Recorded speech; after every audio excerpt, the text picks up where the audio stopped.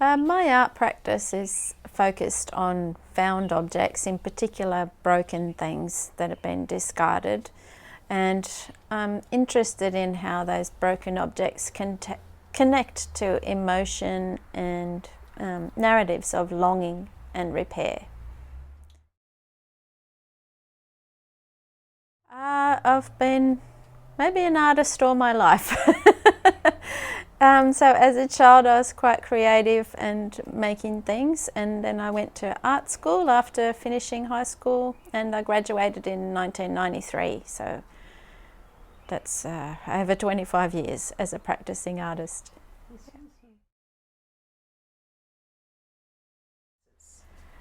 I've had many influences in my life, but I think I probably owe a big debt to Marcel Duchamp and to the Dadaists, who started playing with the random arrangement of objects and how they could generate narratives.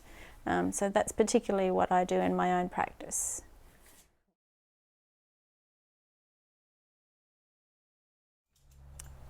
So part of my interest in objects is that they connect to us without language, so beyond words. So sometimes we will have a whole memory of a sequence of events tied up within looking at a particular object.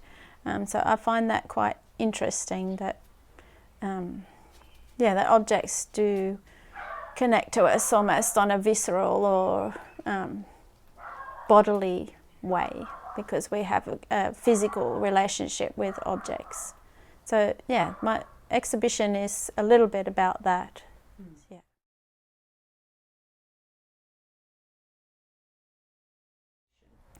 So in the exhibition I've included a lot of assemblage techniques, so a lot of screwing, gluing, joining sort of things. I've also done a lot of felt, making the felt around objects.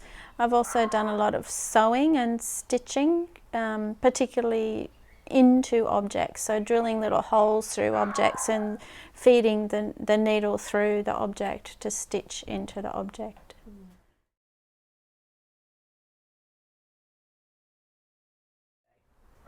So today I'm going to share a few of the joining techniques that I use when I'm working with soft objects, and some of the stitching and binding techniques that I use for my sculptural practice.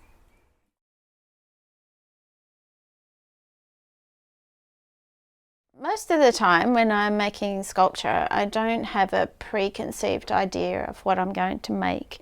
I bring play as a primary component of the process into the beginning of the sculpture, and I try to keep playful throughout the whole process. And I keep random things on my table, and I don't have it too tidy, because sometimes it's how things lie against each other. They kind of, they might accidentally lie against each other and then join to each other.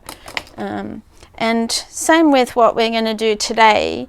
It's quite useful to have a selection of random objects with your soft toy and be playful with it. So we're just going to see if there's a hole in something, you could thread your object through.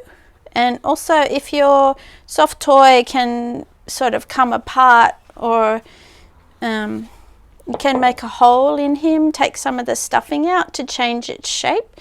So a little bit, we're going to focus on being playful, not too worried about what the end product is going to be.